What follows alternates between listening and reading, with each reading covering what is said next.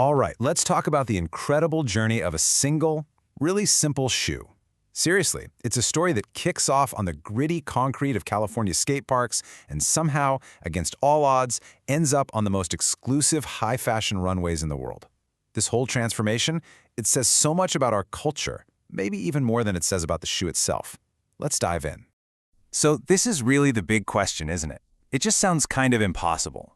A shoe that originally sold for like 60 cents, a shoe that was the absolute uniform of rebellion, is now popping up on the feet of guys like A$AP Rocky and Travis Scott, often as part of an outfit that costs thousands of dollars. So how on earth did that happen?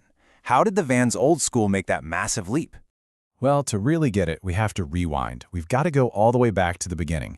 And we're not starting with fashion, not at all. We're starting with raw function and its deep, deep roots in a counterculture that was just starting to bubble up.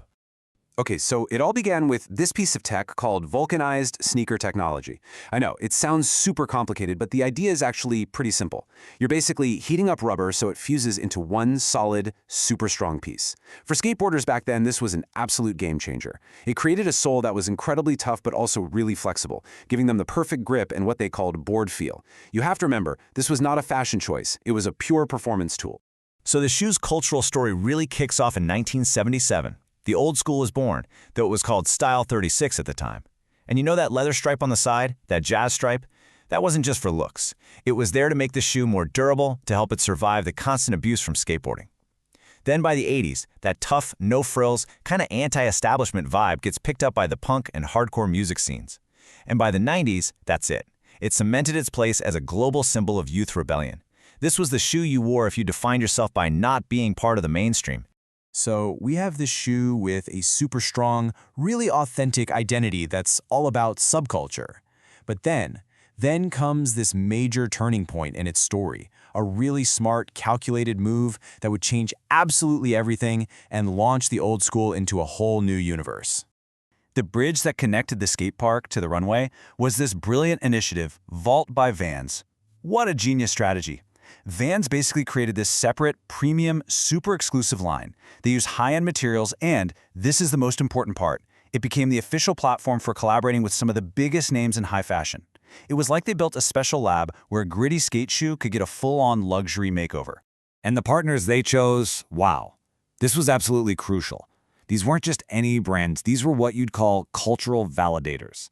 You have to understand, at the time, high fashion was desperate for the kind of street-level authenticity it just couldn't create on its own. So, having a name like Comme des Garçons or Marc Jacobs put their stamp of approval on a Vans shoe, that sent a massive signal to the entire fashion world. It basically said, hey, pay attention, this humble sneaker isn't just cool, it's a source of genuine cool. And this quote right here, it just hits the nail on the head. Because these partnerships, they did way more than just sell some limited edition shoes for a ton of money. They fundamentally redefined what the Vans Old Skool even meant. It wasn't just a skate shoe anymore. Suddenly, it was a piece of design history, a canvas for high art, and a totally new kind of status symbol. Which brings us to where the shoe is today, with its totally unique identity. See, it didn't just ditch its past to become some luxury item. No, it became something way more interesting. A new kind of status symbol that holds two completely opposite worlds in, like perfect balance. The Old Skool's real power is that it somehow represents two things at once. On one hand, you've got the low aesthetic, skate parks, durability, counterculture. On the other, you've got the high aesthetic, runways, scarcity, luxury brands, and hype. You can walk into a store and buy a standard pair for $60, or you could chase a collaboration pair that'll cost you hundreds, maybe even thousands. It lives in both of these worlds at the same time, without any contradiction. And you know what? That's its superpower.